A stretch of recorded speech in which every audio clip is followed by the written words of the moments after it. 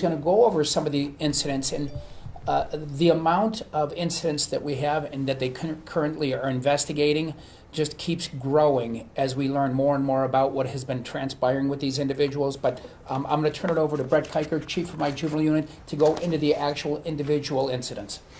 Thank you. So as Prosecutor O'Malley indicated, this is just one example of the theft rings that we're dealing with right now. This particular theft ring, by the numbers, involves 17 thefts of motor vehicles, along with 25 separate incidents of thefts of property from vehicles. Within those 25 incidents of thefts of property, 14 occurred with unattended, unlocked vehicles. The other 11 were basically smash and grabs where windows were busted out and property was removed. This spree lasted, as we know right now, it started January 7th and went to February 21st and involved a total of 13 individuals. All but one of those individuals were juveniles. Their ages ranged from 13 to 18 years old.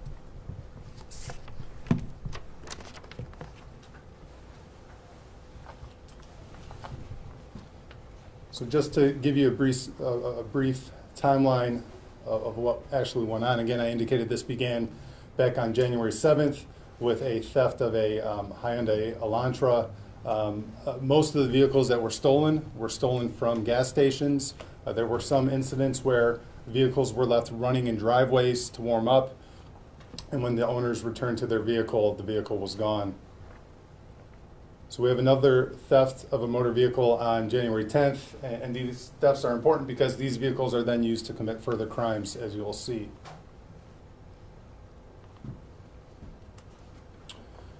January 13th, you have 2 more stolen cars, and then you begin to see some of the thefts of property from vehicles. January 14th, January 15th, it continues, and we'll show you footage from the orange highlighted incidents. So this one occurred on January 13th at the get-go at 3038 West 117th Street. And you can see the person in the black Hyundai Elantra go into the vehicle, remove property as the person's pumping gas. You'll notice that what we see with a lot of these incidents is that these gas stations are packed. These individuals are not waiting for, for things to empty out, which really creates a dangerous situation when you're fleeing at a high rate of speed and you have that many people around.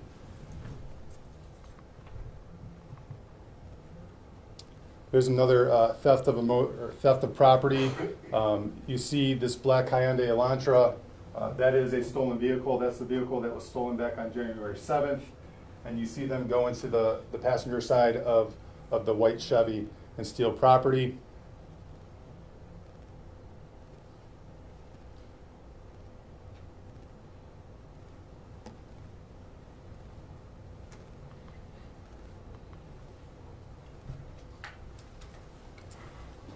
And obviously the conduct continues. On January 16th, we'll show you a clip from the get-go on West 117th Street.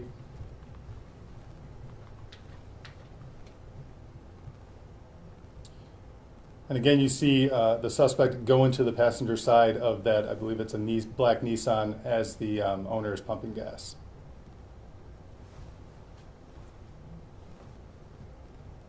And they leave in a stolen vehicle that you see go across the bottom of the screen. And again, a lot of this is the suspects casing out the vehicles that are parked at the gas station, seeing what property is left on car seats while the owners are out of the vehicle, and what could be taken in a readily fashion. We have a number of incidents on the 19th. The first 4 involving property stolen from vehicles. Those occurred at a parking lot near an RTA station at West 61st Street and Lorraine Avenue. Those were all smash and grabs where windows were busted out. Again, a lot of this was pieced together through surveillance videos where we're able to tie the suspects to stolen cars and also tie them to other incidents based on the clothing that they're wearing. And as you can see, it wasn't confined to just Cleveland. They went through a number of west side suburbs.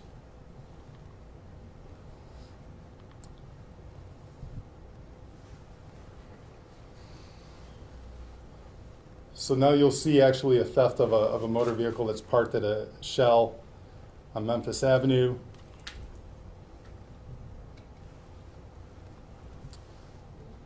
You see the male get out of the brown Kia, scout out the silver Honda that's parked there. It's left running at the gas pump, unattended.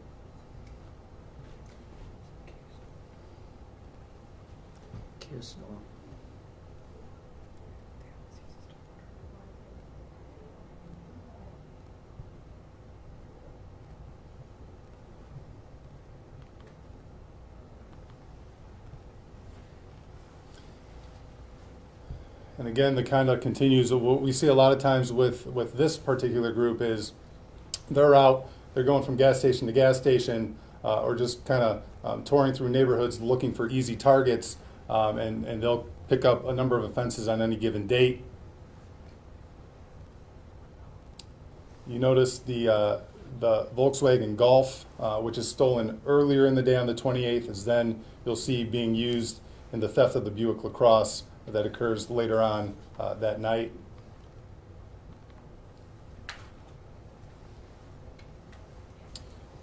There is the Volkswagen Golf. You'll actually see it kind of scouting out the place.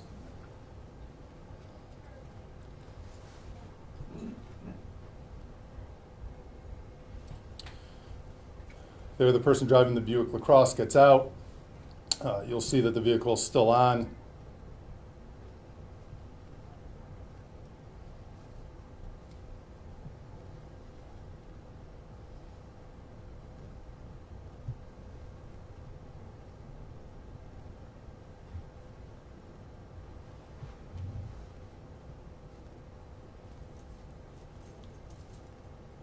And it happens that quickly.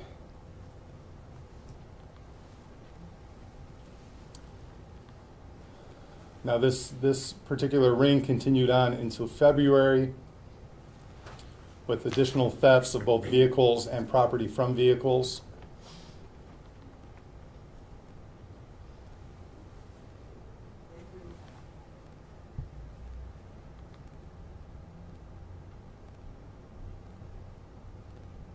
There were times during the duration of this ring where law enforcement, again, they were looking for these suspects.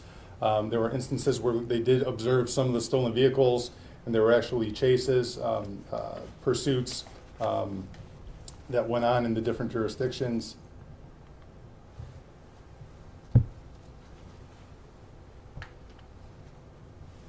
And again, I mentioned that in some instances, the owners of the vehicles did lock their doors, but that did not prevent these individuals from committing these offenses. Here you'll see an individual get out of a Jeep Compass, which was a stolen vehicle. They had previously looked and tried to get into the vehicle right there on the left side of the screen. They realized it was locked. The owner was inside the gas station.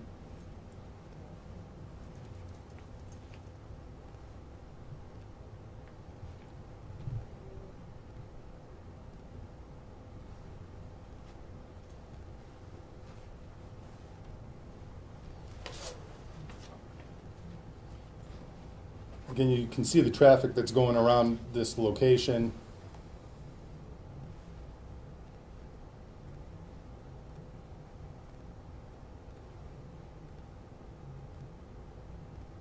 And there you see the suspect physically break the window, reach in and grab the property that again is left sitting on the car seat.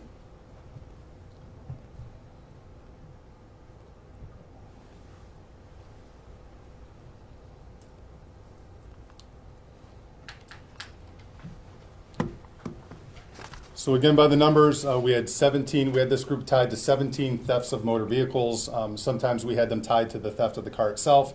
Other times we were able to put them in the stolen car through other incidents in this spree. And we had 25 actual thefts from vehicles, 14 of those being through unlocked windows or unlocked doors, and 11 of those being smash and grabs. 30 13 kids ranging in age from 13 to 18, and we were able to kind of identify the core of this ring. It was more or less 5 individuals that were responsible for the bulk of the activity. There were some that maybe were involved in only 1 or 2 incidents. With our worst offender picking up 10 different cases involving 80 individual charges. So at this point, I'm going to turn it over to our intake supervisor down in the Juvenile Justice Unit, Joanna Winery. Good morning.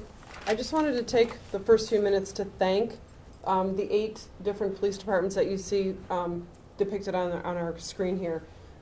We have Parma, Brooklyn, RTA, CPD 1, CPD 2, Maple Heights, Parma Heights, Lakewood. Hopefully I didn't leave anybody out. But thanks to their dedication, the hours that they put into their investigations, and the countless hours that they spent helping us, the county prosecutor's office, piece together victims, dates, locations, crimes. Sometimes they'd find, 100 pieces of property in a car. We had to piece together whose property was it, when was it taken. So we could not have done this without the help of all these departments that helped us do this. And as Brett said, our main offender we've charged with 80 different counts representing close to that number of victims. So what we'd like to stress during this press conference is just safety, basic awareness. Whether you're a male or a female, when you go to a gas station, please never leave your car running, even if you feel like you are going into the store for 1 minute. You saw how quickly they get in and they get out and they take your car. Do not leave your car running. Lock your car door before you get out to the pump. Don't leave any property on the seats. Be aware of what's going on around you. If you're a woman, put your purse on the floor, lock your car door, then pump your gas. Maybe leave the pump, park somewhere else if you have to go into the store, but do not make yourself a target of these people because they don't care. They don't care about you or your property. They don't care about the ramifications of this. Somebody losing a cell phone, for instance, that could be their only method of communication. But could you imagine somebody losing their cell phone, their credit cards, now they can't pay for anything, and their car, now they can't drive their kid to school, they can't drive to work. So the ramifications of this are huge. So we just want to make sure that everybody is aware of their surroundings and is careful no matter who they are, man or woman. Yeah. As I said earlier, this whole public service announcement and announcing this is really to get people, to make them aware that this can happen in a heartbeat. And you need to stay around. As Joanna has indicated, again, we've seen the videos.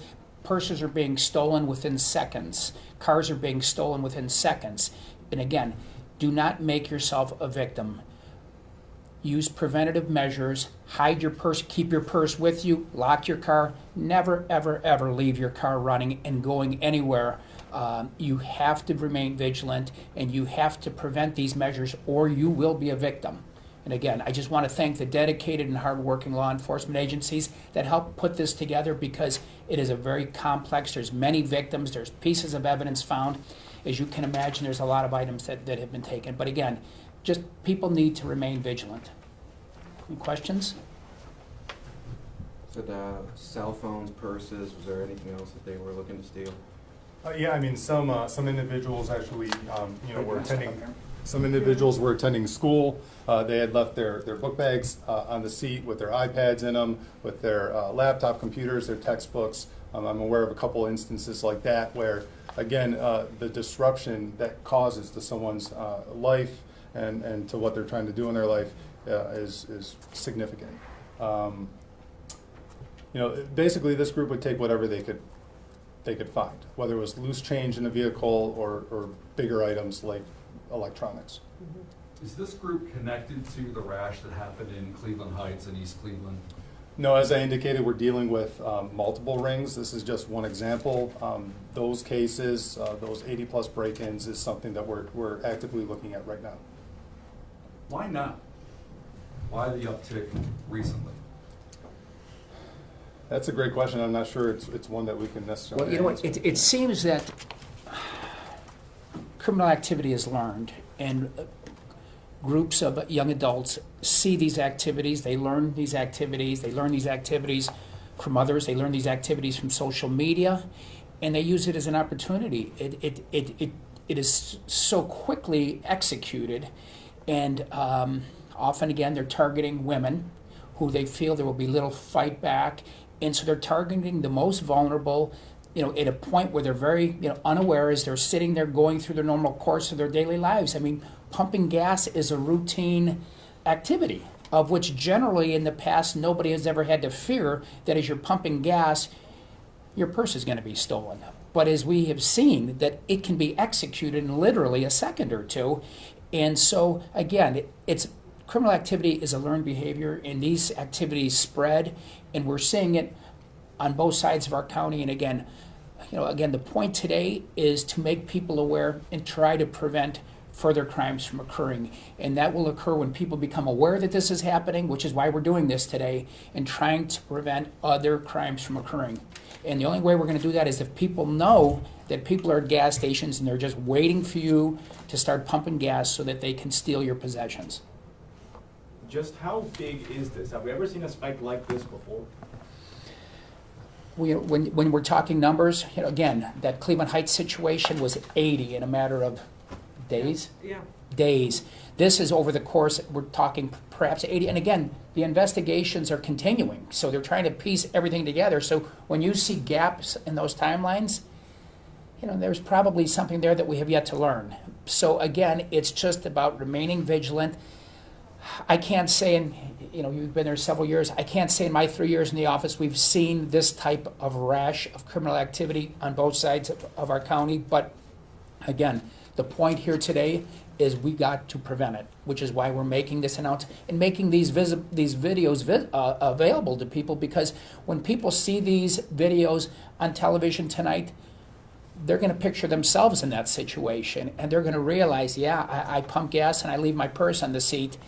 And you know what? People do it all the time. And so hopefully by making these videos available, people can learn and learn to correct that behavior, or they will become victims. Are these examples of what other places call sliders, where they slide into those cars when they're at gas stations? And is this kind of the first big pop of these we've seen in the Cleveland area? I don't think any of these crimes are new to us. I think, for whatever reason, the volume that we're seeing associated with particular groups, that's kind of what's new to us. I mean, I think people have always, taken advantage of unattended vehicles, where they're easy pickings.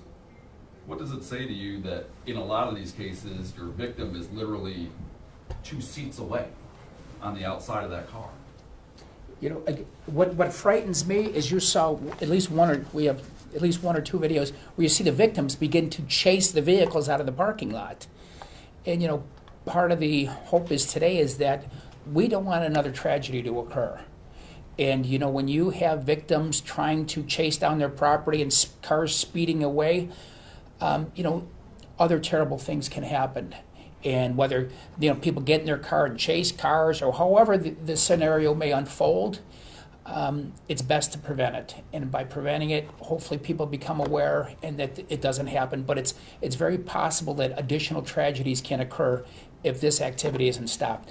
And again, that's why we're making it aware today. And we're optimistic that the public will heed this, our warning today. Are these younger and younger suspects in a lot of cases? And do they face anything greater than, for lack of a better term, slap